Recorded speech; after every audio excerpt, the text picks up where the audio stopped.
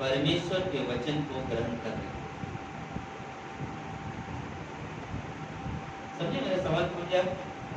हमें कैसे मालूम पड़ेगा कि लोग परमेश्वर के वचन को, बाइबल को ग्रहण कर रहे हैं? लोगों का स्वभाव देखकर।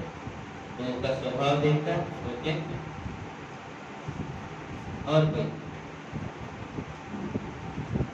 जो स्वभाव है परमेश्वर के रास्ते पे चलो, जो स्वभाव है परमेश्वर के रास्ते पे चलो, और किसी की बुराई मत करो, किसी की बुराई मत करो, और किसी की बुराई देख रहे हो उसे किसी से मतलब हाथ बन के चले जाओ, चुगली मत करो। चुगली मत हाँ, करो, यही सब है परमेश्वर के रास्ते चलना। ओके, और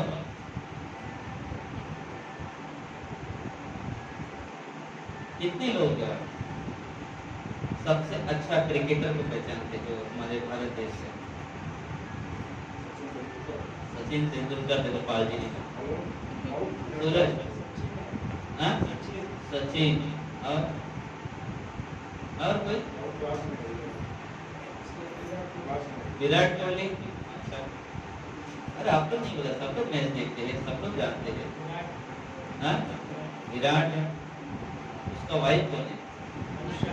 अनुष्का। कितना जानते हो दोनों को? उन दोनों के बारे में क्या जानते हो?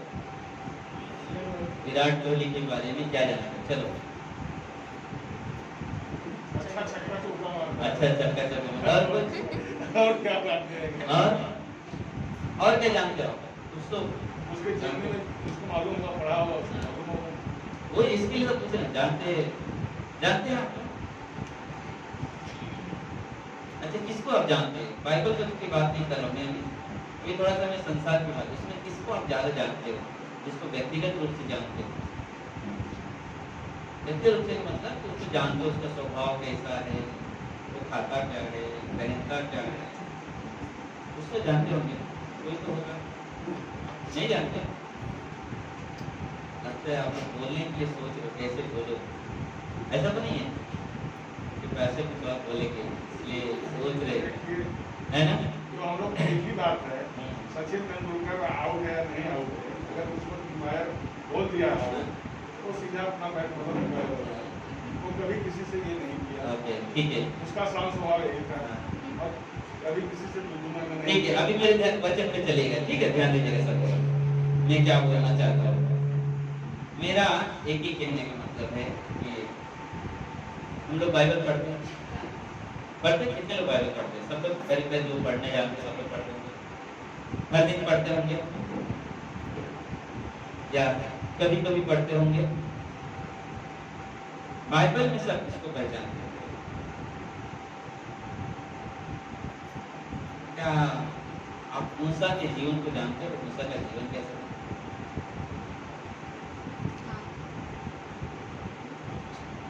जानते हैं मूसा का जीवन कैसा था? दाऊद का जीवन कैसा था? कैन और हाबिल के बारे में उन्होंने पढ़ा, उन दोनों के स्वभाव को देखा। सुलेमान राजा को देखा, उसके स्वभाव को देखा। साउल को देखा, उसके स्वभाव को देखा। लेकिन हम लोग जानते कैसे उनके स्वभाव को? जब हम लोग बाइबल उपयोग करते हैं। अगर हम बाइबल उपयोग नहीं होगा, जैसे ना उनका स्वभाव, उन्होंने कहा कि जैसे अपने ना किसी को प्रेम करना या बुराई, अगर कोई बुरा कर्म को देख के यानी क्योंकि आलोचना न करके हम चल हट गया वहां से, तो बहुत सारे चीजें हैं जिससे हम ना देखते कि परमेश्वर का वचन लोग ग्रहण करें। कुछ चीजें जो मैं बताना चाहता हूँ। सबसे पहला चीज, अगर कोई व्यक्ति प्रभु यीशु को ग्रहण किया है और उसके जीवन में अगर वचन दिखाई देगा, सबसे पहला उसको नया जीवन का अनुभव होगा। नया जीवन का अनुभव, उसके जीवन ऐसा जीवन दिखाई देगा जो पहले से अच्छाई की तरफ जाता हो। अगर पहले से अच्छाई की तरफ नहीं चल रहा है, इसका मतलब एक ही चीज है, उसने नया जीवन, नया जन्म नहीं पाया।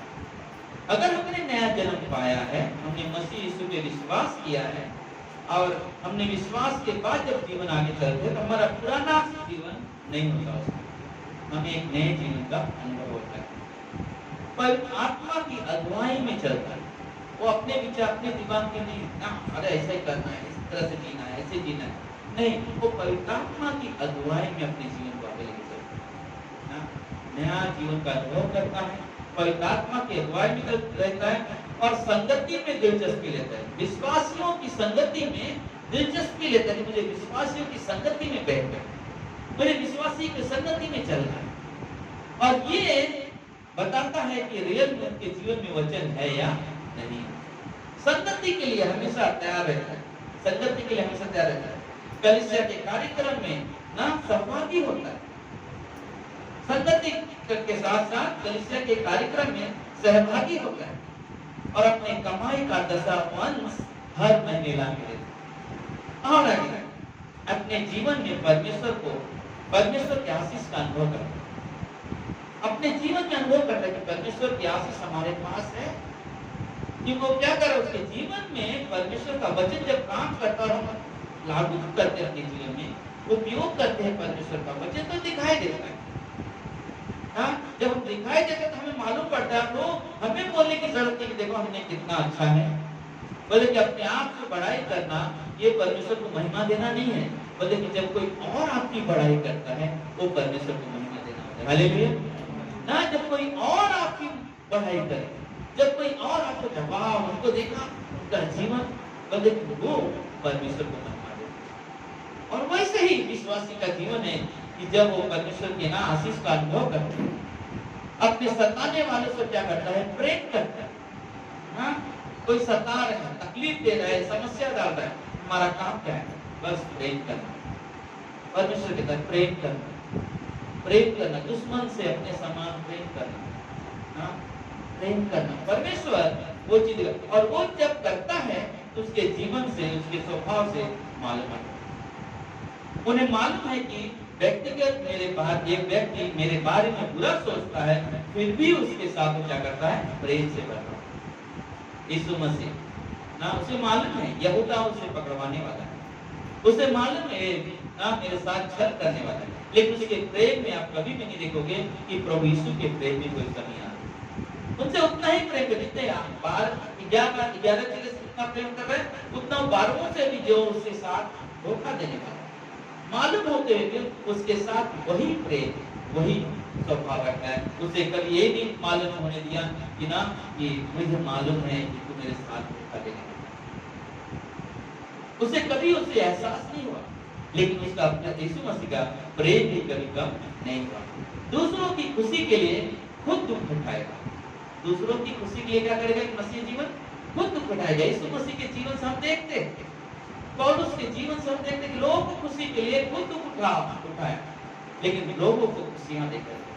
आज अगर हम लोग यहाँ पे बैठकर प्रभु यीशु का संदेश सुनते हैं, कारण एक ही चीज है कि प्रभु यीशु हम पापियों के लिए दुख उठाए और हमें स्वर्ग का अधिकारी बना दिया। हालेलुया। बोले हम लोग परमेश्वर के चुने हुए प्रजा है, हम चुने हुए परमेश्वर के वंशज है। बोले परमेश्वर उस तरह से हमारे और आपके साथ पेश और हमारा जीवन प्रकट होता है। निंदा करने वाले के साथ संगति नहीं करता। स्वभाव है बाइबल कि जो लोग निंदा करते हैं उनके साथ संगति नहीं करते, उनसे दुश्मनी भी नहीं करता, लेकिन उनके साथ संगति नहीं करता ना। क्योंकि कई बार हमने बताया कि सोचो ना, हम लोग 10 आदमी है, लेकिन एक आदमी सब साथ में गए, वाइन शॉप के सामने खड़े हुए, एक आदमी गया दारू की दुकान से दारू लेकर आ रहा, लेकिन नाम किसका होगा, जो जितने लोग वहां पे खड़े हैं सभी का। क्यों? क्योंकि साथ में हम भी वहां पे खड़े हैं। तो क्यों ऐसी संगति में जाओ कि जिसपे तुम्हारे ऊपर भी दोष हो, बल्कि ऐसे संगति से आप दूर रहो। परमेश्वर को ऊंचा उठाने के लिए हर समय का सामना करो, परमेश्वर को महिमा देने के लिए, परमेश्वर को ऊंचा उठाने के लिए ना, इधर है वो आते रहेंगे, कोई बात नहीं ना। परमेश्वर को ऊंचा उठाने के लिए हर समय हर परिस्थिति में तैयार हो। दुख है कोई बात नहीं, परमेश्वर को धन्यवाद देना। समस्या आ गई है, निकलने का रास्ता नहीं दिख रहा है, परमेश्वर को धन्यवाद देना। बोलते ये जीवन विश्वास है, और उससे ही मालूम पड़ता है कि लोग परमेश्वर के वचन को ग्रहण कर रहे, लोग परमेश्वर के वचन को ग्रहण कर रहे। आखिरी, स्वार्थ के लिए किसी से रिश्ता नहीं करेगा, स्वार्थ के लिए किसी से रिश्ता नहीं करेगा, ये बाइबल का स्वभाव है। बल्कि मतलब के लिए किसी के साथ संगति नहीं करेगा ना, उसे कुछ फायदा इसलिए संगति कर नहीं, उससे अगर रिश्ता कर रहे हैं मतलब के लिए नहीं, लेकिन प्रभु ने हमें सिखाया ना, प्रभु ने सिखाया हर एक के साथ फ्रेंडशिप करो, हर एक के साथ दोस्ती करो, लेकिन संसार से नहीं। संसार के लोगों से मित्रता करो, लेकिन संसार से नहीं। लेकिन जो संसार में लोग हैं, जो परमेश्वर को जानते हैं भी नहीं चलते हैं और परमेश्वर की निंदा करते हैं, बोले उनकी भी संगति में आप ना बैठो। भजन संहिता 1:1 में लिखा है ना, धन्य वे लोग ना दुष्टों की युक्ति पे चलते, ना इकट्ठा करने वाली मंडली में। जरूरी है कि हम ये एक विश्वासी की पहचान है, क्योंकि आज का जो शीर्षक है ना, रात को पूजा करने में लोग पढ़ना हताश है, जिसके पास फेसबुक होगा सभी लोग देखा रहेगा। सत्य को जानोगे और सत्य तुम्हें क्या करेगा, क्या करेगा, स्वतंत्र करेगा। सत्य को जानोगे, सत्य तुम्हें क्या करेगा, स्वतंत्र करेगा। हाँ, बोलिए हम लोग भजन से यूहन्ना के 8 अध्याय 31 और 32 वचन।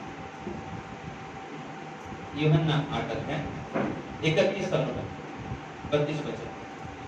यीशु ने उन यहूदियों से जिन्होंने उस पर विश्वास किया था कहा, यदि तुम मेरे वचन में बने रहोगे तो सचमुच मेरे चेले ठहरोगे। यदि तुम मेरे वचन में बने रहोगे तो सचमुच मेरे चेले ठहरोगे।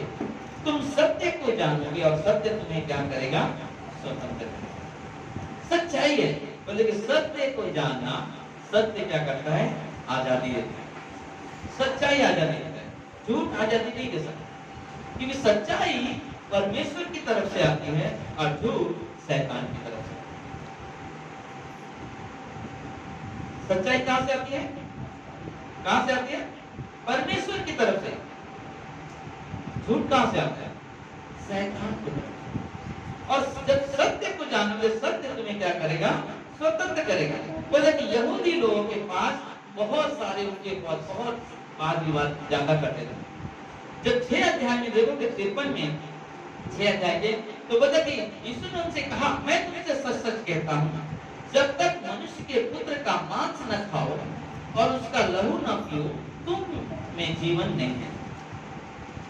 लोग जो उसके विश्वास कर रहे थे, उसको देखकर ताकि वे कैसा आदमी, अपना लहू, अपना मांस खाने को कहता, अपना लहू पीने को कहता, बल्कि बहुत सारे लोगों ने उसे छोड़कर पीछे हटे।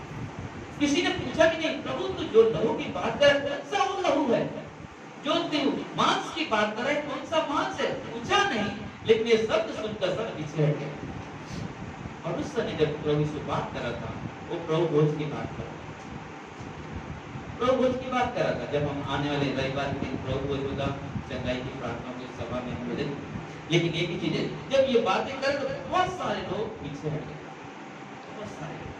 और यीशु मसीह पतरस को देखा, कहा कि पतरस, क्या तू भी जानना चाहता है? पतरस ने एक शब्द कहा, सब 68 पढ़ोगे वचन वहां लिखा हुआ है कि उसने कहा, प्रभु जीवन की बातें तो तेरे पास है, मैं कहां जाऊं। उसने सच्चाई को पहचाना और सच्चाई के साथ चला। सच्चाई से दूर नहीं भागा, लेकिन सच्चाई को पकड़ा और सच्चाई के साथ चला, क्योंकि सच्चाई आजादी लेकर आता है। सच्चाई आजादी लेकर आता है, सच्चाई हमें स्वतंत्र करता है। क्योंकि जो लोग वहां पे बैठे हुए, जो उनके शिष्य थे, सत्य में बने रहना सच्चाई सीखने वाले शिष्य का पहचान है। आपको सच्चाई जानना है तो पहले जरूरत है, हमें सीखना पड़ेगा। सच्चाई मिलेगा कहाँ? तो हमें जरूरत है कि हम बाइबल को पढ़ें, हम जाने यीशु है कौन। हम हीरो हीरोइन को जल्दी पहचान लेते हैं, क्रिकेटर लोग को जल्दी पहचान लेते हैं, बहुत अच्छा छक्का चौका मारा है। सीरियल में बहुत सारे एक्टर्स ने, उनको बहुत ध्यान में हो जाता देख देख के सीरियल। लेकिन प्रभु को याद नहीं करते। प्रभु में जितने लोग विश्वासी भाई बहन हैं, उनकी याद। किसी को पूछ तो एस्तर रानी कौन है, याद नहीं होगा। किसी को पूछो दाऊद कौन है, नहीं मालूम। दाऊद का बेटा कौन था, नहीं मालूम। दानियल कौन था, नहीं मालूम। क्यों? क्योंकि हम बाइबल में समय नहीं बिताते। जब हम बाइबल में समय बिताएंगे तो हम ही नहीं, हमारे बच्चे भी उस चीज को जानना शुरू करेंगे। और ये जरूरी है। तुम ही सिर्फ नहीं, हम माँ बाप हमें, हमारे काम ही सिर्फ कि हम बाइबल जाने, हमारे बच्चों को भी बाइबल सिखाना अनिवार्य चाहिए। हम प्रभु को जाने और यहाँ पर बैठ गए, क्यों ना हम वो बाइबल, वो वचन अपने बच्चों को सिखाए ताकि वो बच्चे भी परमेश्वर को सिखाएं। जब हमने स्वतंत्रता को पाया, सच्चाई को जाना, में आजादी मिल गई, क्यों ना हमारे बच्चों को बताएं। लोग पहले के लोग क्या करते थे, उन्हें मालूम नहीं उद्धार कैसे मिलेगा, और इसलिए वो लोग क्या करते थे, अपने अलग अलग दिमाग, अपने अलग अलग विचार लेकर चलते थे। चाहे यहूदी लोग हो, चाहे सदुकी फरीसी लोग, सबके पास बहुत सारे अपने खुद के नियम बनते थे, बहुत सारे कानून बनते थे। लेकिन यहाँ पे जब हम लोग देखते हैं, मतलब कि उद्धार की सच्चाई उन्होंने पाप के दासत्व से स्वतंत्र किया, मतलब कि उद्धार का, जब हम उद्धार की सच्चाई को समझ लिया, तो हम जो पाप में कैद थे, हमें उसे क्या कर दिया, रिहाई मिल गई, स्वतंत्रता मिल गई।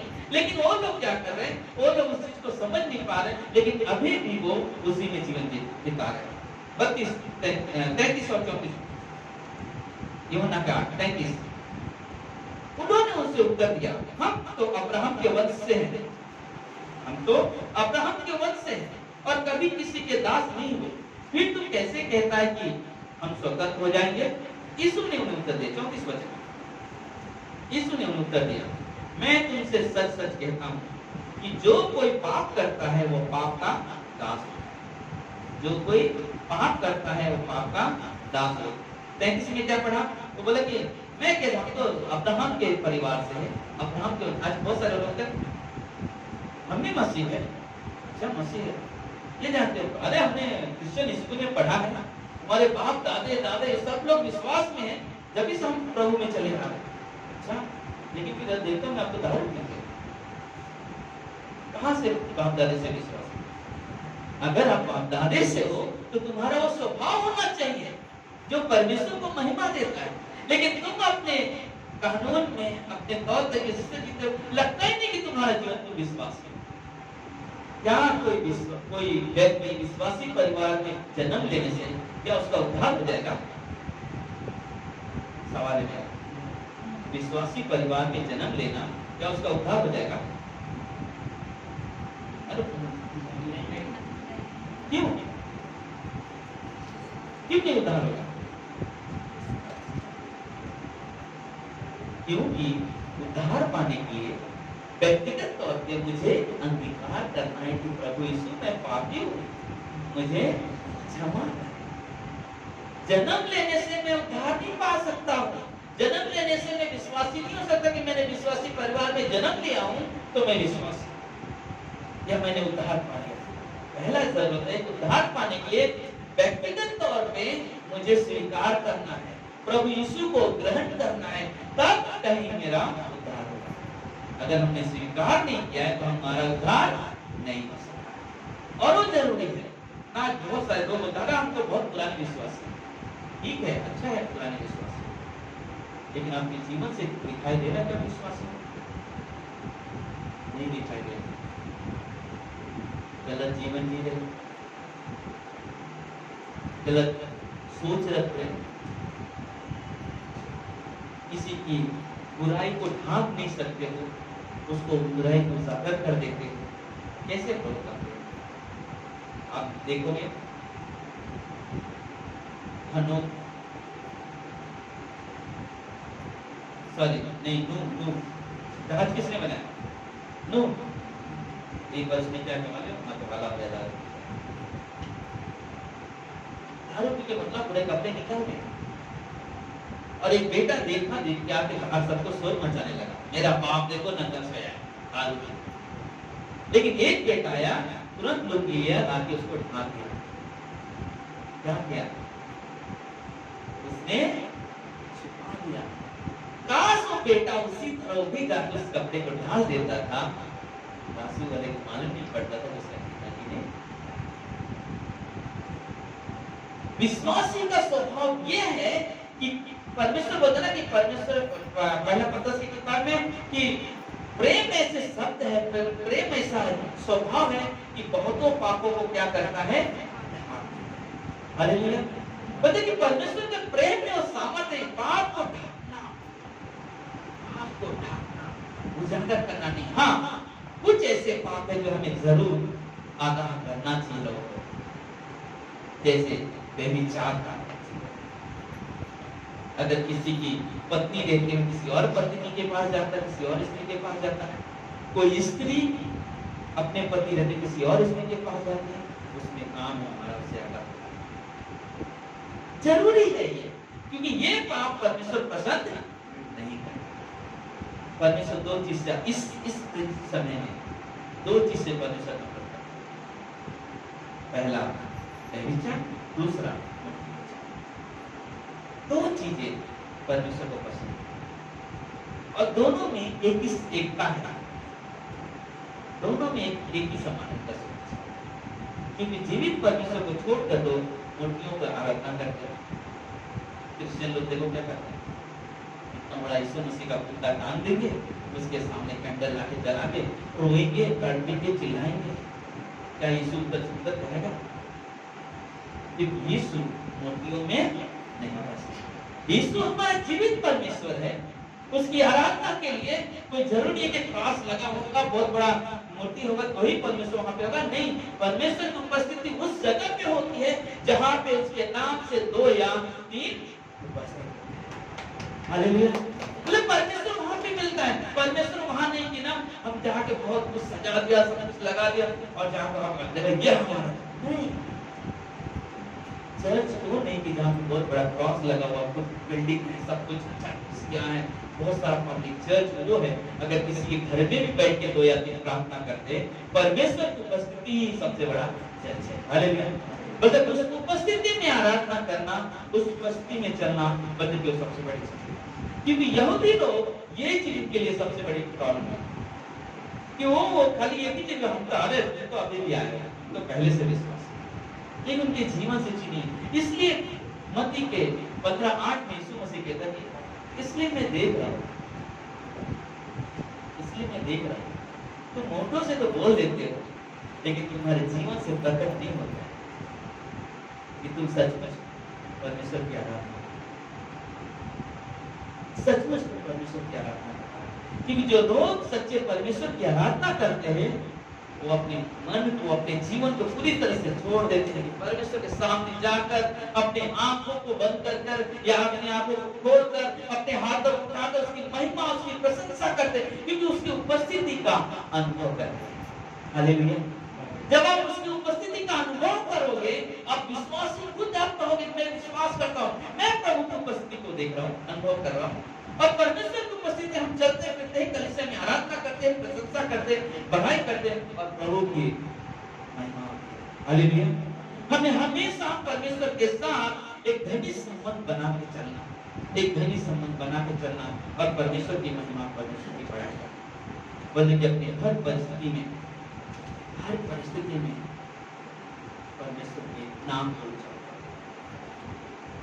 अगर सचमुच हम विश्वास करते हैं प्रभु यीशु में, बोले कोई भी परिस्थिति आ जाए तो प्रभु तू मेरा ही परमेश्वर, मैं किसी और को महिमा नहीं दे सकता, क्योंकि तूने मुझे मौत से बचाया है, तूने मुझे नरक जाने से बचाया है, तूने महामारी से बचाया है, बीमारी से बचाया है, तेरे सिवा और कोई नहीं मेरा परमेश्वर। हालेलुया। क्योंकि तू ही मेरा परमेश्वर जीते जी रहेगा और मरने के बाद भी मैं तेरे साथ रहूंगा। इसलिए हम परमेश्वर की महिमा, परमेश्वर इसलिए हमें बहुत जरूरी है, बहुत जरूरी है हमारा जो जीवन, परमेश्वर प्रेम करता है, परमेश्वर दया करता है, परमेश्वर एक नया जीवन दिया। बोले परमेश्वर इसलिए नहीं यहाँ पे हमें रखा है कि हम विश्वासी होकर भी हमें लाइसेंस मिल गया है कि प्रभु तो क्षमा करता है, चलो क्या फर्क पड़ता है कैसे भी जीवन जी लो। अक्सर लोग विश्वासी करते हैं प्रभु क्षमा करता है, क्या फर्क पड़ता है गुटखा खा लिया, क्या फर्क पड़ा है दारू पी लिया, क्या किया तंबाकू खा लिया, क्या फर्क पड़ गया तंबाकू खा लिया। नहीं, हम प्रभु के लोग हैं, आप प्रभु के हो, प्रभु ने चुना है, प्रभु ने अपने खुद का लहू आपके लिए बहा दिया है। क्या उससे बढ़कर मेरे नशा पानी है, क्या उससे बढ़कर मेरे गुटखा है? अगर मेरे लिए कोई बड़ा चीज है तो है मेरे प्रभु की महिमा, प्रभु की बड़ाई। हालेलुया। भले उसके सिवा और कुछ नहीं हो सकता। इसलिए रोमियों के 6:22-23 में लिखा हुआ है, रोमियों के 6:22-23 में लिखा है, तो जब बात से स्वतंत्र होकर और परमेश्वर के दास बन गए तो तुमको फल मिला, जिससे पवित्र आत्मा पवित्रता प्राप्त होती है और उसका अंत अनंत जीवन। क्योंकि पाप की मजदूरी मृत्यु है, परंतु परमेश्वर का वरदान हमारे प्रभु यीशु मसीह में अनंत काल का जीवन। सत्य जब हम थे, आप पाप में, आप उस दुनिया में नहीं है, प्रभु ने हमें एक नया जीवन दिया और उस नए जीवन की चाल में चलना है, उस नए जीवन को उपयोग करना। तो देखो, हम लोग विश्वास से परमेश्वर पे निर्भर है, सब कुछ कर रहे हैं, लेकिन जहां कहीं पर मैं कभी बार बोला था कि अविश्वासी के शादी में जाना प्रॉब्लम नहीं, सच्चाई है, प्रॉब्लम नहीं है, लेकिन उनके साथ उनके लगाना प्रॉब्लम, उनके शादी नहीं बदल, उनके साथ उनके लगाना प्रॉब्लम। मैं उनके ऐसा नहीं कर सकता, शादी में जा सकता, प्रॉब्लम नहीं, लेकिन मैं उनके अविश्वासी के साथ संसारी जन्म में ठुमके लगाऊं। यहाँ पे मैं आराधना के लिए मेरे हाथ नहीं उठते हैं, लेकिन वहां पे जाकर मैं ठुमके लगा सकता है ना। यहाँ हम खुशी से आराधना कर ताली बजाते नहीं बजा पाते ताली, हम झूम नहीं पाते, झूम की आराधना नहीं कर पाते, लेकिन अविश्वासी में जाके ठुमके लगा के करने लगते, क्योंकि वहां पे शैतान की उपस्थिति रहती है। लेकिन मालूम है कलीसिया में हमारे महान परमेश्वर की उपस्थिति, और जब परमेश्वर की उपस्थिति में आराधना करोगे, प्रशंसा करोगे, आपका मन झूमेगा। अब आराधना के लिए तरतीब क्या हुआ, सच्चाई को हमने जाना। जब हम विश्वास में था, हम अंधकार में थे, लेकिन जब हमने सच्चाई को जाना कि यीशु कौन है, किस लिए यीशु आया, पर हम यीशु के बेटे बेटे हैं, तो हम यीशु की महिमा, यीशु की प्रशंसा, क्यों ना आराधना खुशी और आनंद से करें। क्यों हम डरे, लोग देख रहे हम कैसे गा रहे हैं, लोग देख रहे हम कैसे बजा रहे हैं, नहीं, हम लोग को न देखे, लोग क्या कर रहे हैं, हम कितना आराधना कर रहे हैं, हम कैसे प्रभु की प्रशंसा कर रहे हैं, बल्कि वो हमारे लिए बहुत जरूरी है, वो हमारे लिए बहुत जरूरी है। 35 वचन,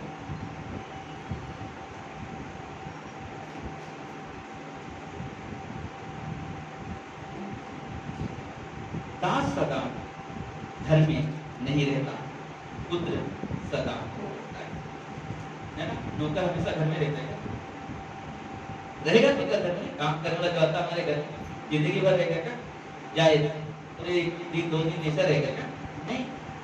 लेकिन जो पुत्र है, जो हमारा बच्चा, वो क्या करेगा, वो हमेशा रहेगा, क्यों, उसका घर है। तो जब उसका घर है तो हमें वो चीज दिखाई देगा।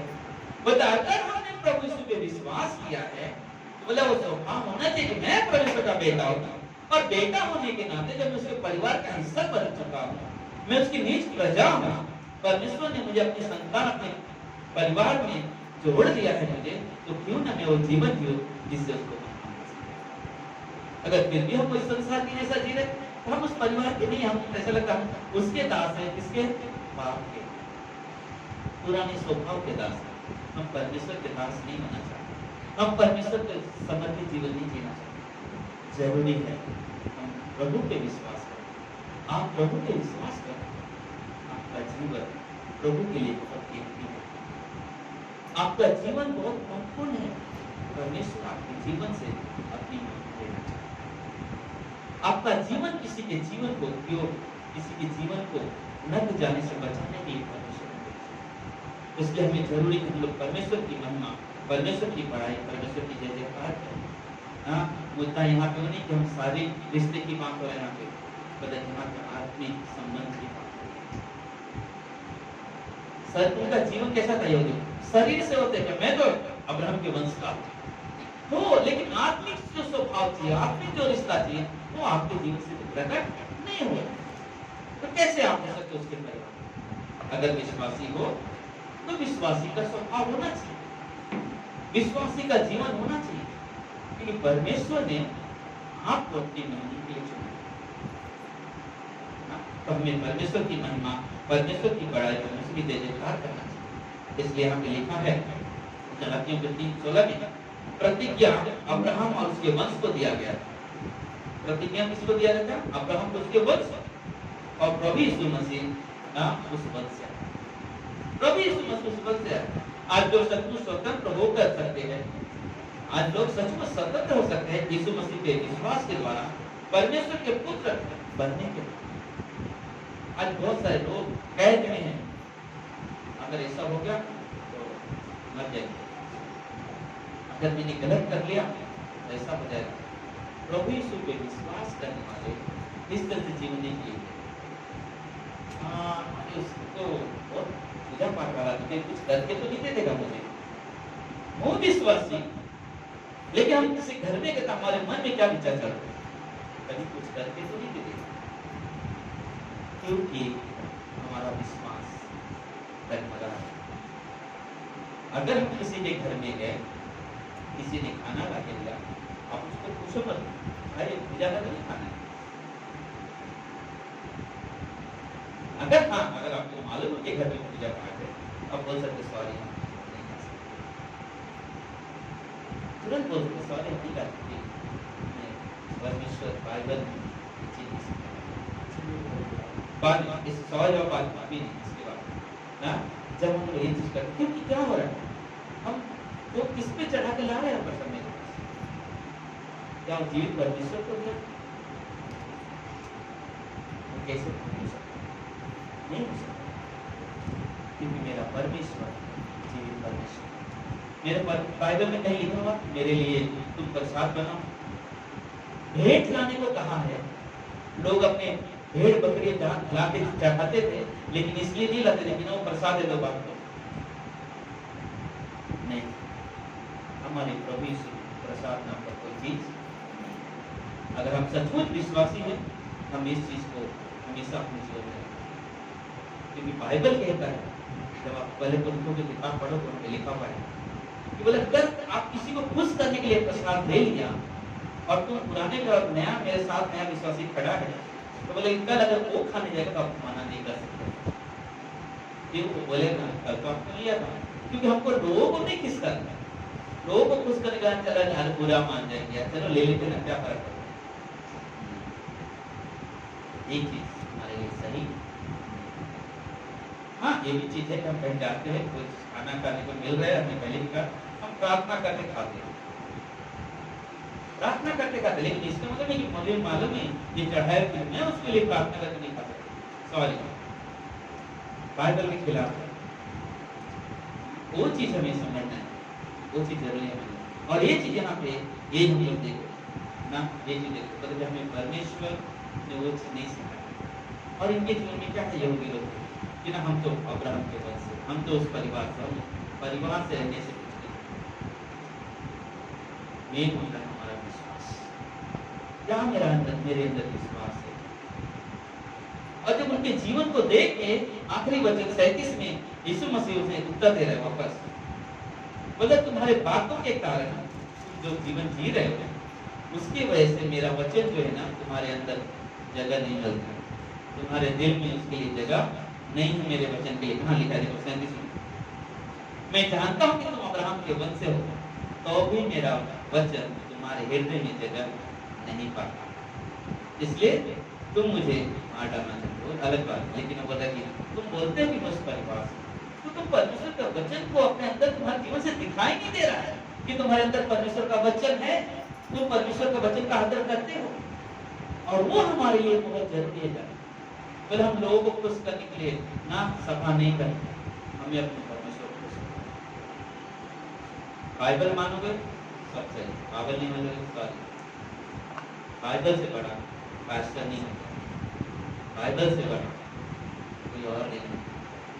क्योंकि यीशु मसीह ने खुद अपने नाम से ज्यादा महत्व वचन को दिया, इसलिए हमें परमेश्वर के वचन का आदर करना, परमेश्वर के वचन का सम्मान करना, और परमेश्वर ही है जो हमें और आपको अपनी महिमा के लिए तैयार करता। आखिरी में रोमियो का 2 अध्याय,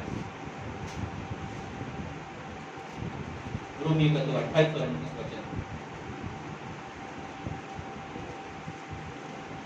क्योंकि यहूदी वह नहीं जो प्रकट में यहूदी है, और न वह खतना है जो प्रकट में देह में है, पर यहूदी वही है जो मन में है, और खतना वही है जो हृदय और आत्मा में है, न कि लेख का ऐसा कि प्रशंसा प्रशंसा मनुष्य की ओर से नहीं परंतु परमेश्वर की ओर से होती है।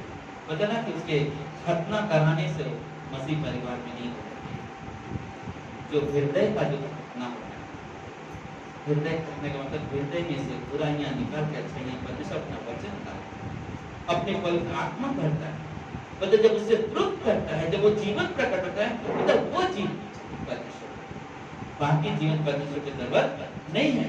और जीवन से परमेश्वर अपनी महिमा अपनी प्रशंसा करवाता है।